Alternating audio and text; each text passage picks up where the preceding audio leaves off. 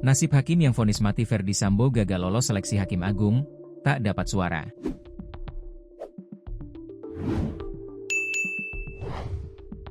Hakim Alimin Ribut Sujono, yang namanya sempat menjadi sorotan publik setelah menjatuhkan vonis mati kepada mantan Kadif Propam Polri Ferdy Sambo, gagal melangkah dalam seleksi calon Hakim Agung dan Hakim ad hoc HAM di Mahkamah Agung, MA, tahun 2025. Dalam rapat pleno Komisi 3 DPR RI yang digelar Selasa, 16 September 2025, Alimin tak memperoleh satupun suara dari anggota Dewan.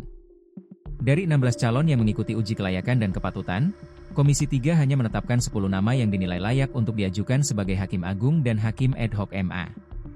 Ketua Komisi 3 DPR RI, Habibur Rahman, menyatakan bahwa seluruh proses fit and proper test telah dilakukan secara terbuka sejak 9 hingga 15 September 2025. Para calon diuji mulai dari rekam jejak, integritas, hingga pandangan mereka mengenai penegakan hukum. Alimin Ribut Sujono menjadi salah satu yang mendapat sorotan tajam dalam uji kelayakan. Pada Kamis, 11 September 2025, ia dicecar pertanyaan oleh anggota Komisi 3, Beni Kabur Harman, terkait sikapnya terhadap hukuman mati.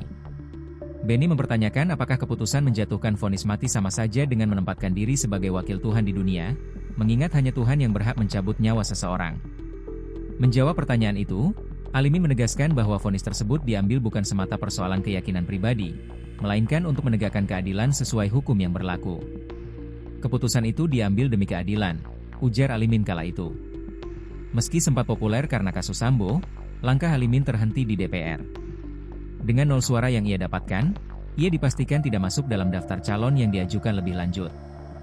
Keputusan ini sekaligus menegaskan bahwa popularitas di mata publik tak selalu menjadi jaminan dalam proses seleksi pejabat tinggi lembaga yudikatif. Kini, 10 calon yang berhasil lolos akan melanjutkan tahapan berikutnya menuju Mahkamah Agung, membawa harapan baru atas wajah peradilan di Indonesia. Sementara nama Alimin tetap tercatat sebagai hakim yang pernah mengambil keputusan monumental dalam sejarah hukum pidana Indonesia.